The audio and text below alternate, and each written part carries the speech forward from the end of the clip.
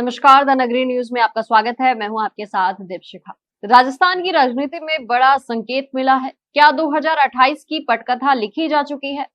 क्या राजस्थान की सियासत में कुछ बड़ा होने वाला है? क्या आने वाले समय के लिए चेहरों का चुनाव पहले ही तय कर लिया गया है? और क्या अब एक नए दौर की शुरुआत होने वाली है?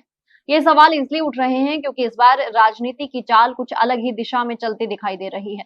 आमतौर पर कहा जाता है कि दिल्ली का रास्ता राजस्थान से होकर गुजरता है, लेकिन इस बार राजस्थान की राजनीति का रास्ता केरल और असम से होकर जाता नजर आ रहा है। राज्य के बड़े नेता अपने ही प्रदेश की बजाय दूसरे राज्यों में चुनावी जिम्मेदारियां निभा रहे हैं, जो साफ इशारा करता है कि पार्टी के भीतर कोई बड़ी रणनीति तैयार हो रही है। एक तरफ सचिन पायलट को केरल जैसे अहम राज्य में जिम्मेदारी दी गई है, जहां हर 5 साल में सत्ता परिवर्तन का ट्रेंड रहा है। ऐसे में उन्हें वहां भेजना सिर्फ एक राजनीतिक नियुक्ति नहीं बल्कि एक बड़ा संकेत माना जा रहा है। अगर वहां कांग्रेस अच्छा प्रदर्शन करती है तो पायलट का कद राष्ट्रीय स्तर पर और मजबूत होगा और इसका सीधा असर राजस्थान की रणनीति पर भी पड़ेगा।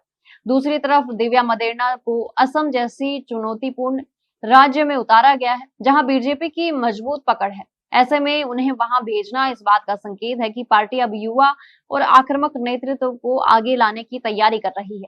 लेकिन इन सबके बीच सबसे बड़ा सवाल अशोक गहलोत को लेकर खड़ा हो रहा है। 3 बार मुख्यमंत्री रह चुके गहलोत अभी भी सक्रिय हैं, लेकिन अब उनकी भूमिका पहले जैसी नहीं दिख रही।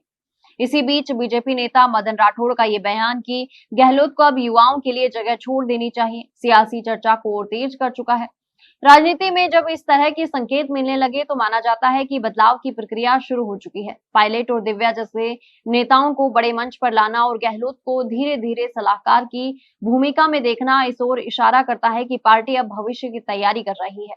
अब नजरें आने वाले चुनाव पर टिकी हैं। अगर परिणाम पार्टी के पक्ष में आते हैं तो नया नेतृत्व सामने आ सकता है, लेकिन अगर नतीजे उम्मीद के मुताबिक नहीं रहे तो पुराने अनुभव की फिर से जरूरत पड़ सकती है। फिलहाल सवाल वही है, क्या राजस्थान की राजनीति में नया अध्याय शुरू होने वाला है या फिर अभी कहानी में कोई बड़ा ट्विस्ट बाकी है? आपकी इसके ऊपर क्या राय है? कमेंट करके जरूर बताइए।